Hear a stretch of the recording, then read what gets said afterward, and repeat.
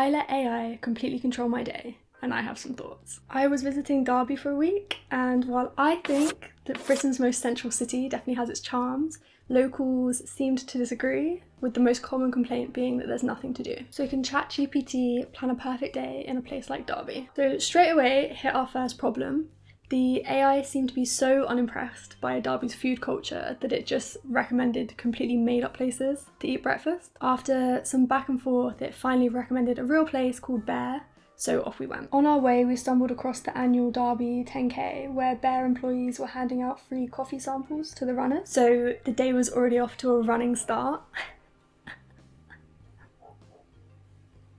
I asked GPT what I should order, and once again it just kind of went in its own direction and completely made up a menu, some of which did sound really good. I was particularly excited by the idea of a bear bap, which was basically a hipster sausage and egg McMuffin. We ended up going for the bacon and egg brioche and the shakshuka tots. The food was pretty decent and the place is stylish with a good ambiance.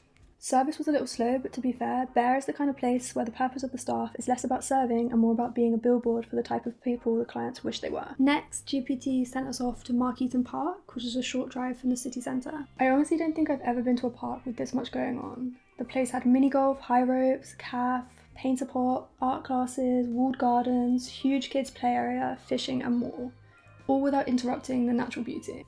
It feels weird to be this enthusiastic about a park, but it genuinely was really great. The AI suggested we take a boat ride on the lake, but we were a few 2 weeks winterside, so they weren't open yet. This is where the day started to unravel a little bit. So AI planned for our next stop to be the museum, but I guess just all the fresh air and our unfamiliarity with morning exercise, we were tired and hungry. So we remixed the day a little bit and headed home for a quick bite. On to the Derby Museum and Art Gallery. Okay. I'm a museum nerd. I'm the friend that really annoys you because I read every paragraph and I point at all the rocks and I want you to be excited about them, so I am biased.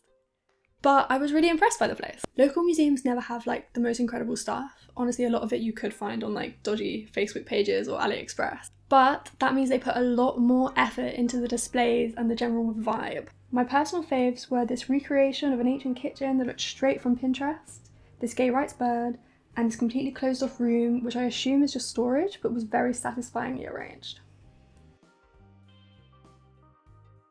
Next stop was the cathedral. We were a little bit museumed out by this point, so I don't have loads to say about this place. It was pretty snazzy, pretty cool, 10 out of 10 for the ceilings. Also, big orb in the basement. Big basement orb, glowing big orb in basement. I think it was part of an art exhibit, but I had read so much my eyes literally wouldn't accept the words, so I guess we'll never know. Cool though. Time for a much needed pint and a sit down, so ChatGPT sent us to the Old Bell Hotel, a beautiful pub built in 1650. Something about that bunting next to the old doors looks so good. It was a little pricey, but a nice atmosphere. Turns out it's a good thing we rearranged our day because they were definitely not serving food. The AI's next activity was to go see a movie. It suggested the Odeon, but I'd rather eat my own foot than pay 14 quid to stare at a big screen for a few hours. So instead we found the Quad, which offers £5 movie tickets for anyone under the age of 25. The Quad described itself as a comprehensive creative centre.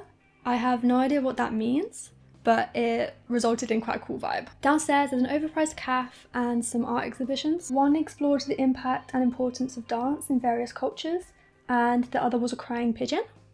We chose to see Rye Lane in a sweet and quiet theatre. Rye Lane is a rom-com set in South London, mostly taking place over one day. It's corny but in a welcome way, visually inventive and full of life. It also really made me question why I had left London and come to Derby.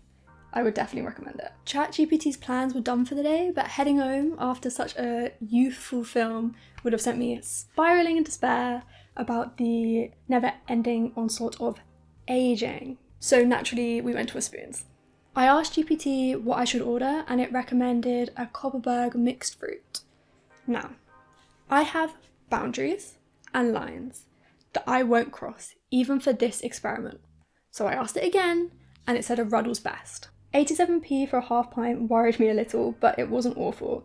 It tasted a little bit like if I had tried to recreate a Guinness just from what I had in my fridge. So was this a success? I think so. GPT definitely made up a lot of stuff, so you have to do your own research to make sure everything it says exists and is open and does the thing or serves the thing that the AI is telling you it does. But other than that, it was really fun. To be fair, my favourite place of the day was Quad, which is somewhere we found on our own. But it was really fun to try somewhere new, and it did end up being a cheap, fun day. Bye! Thanks for watching. Subscribe, please. Bye, bye, bye, bye.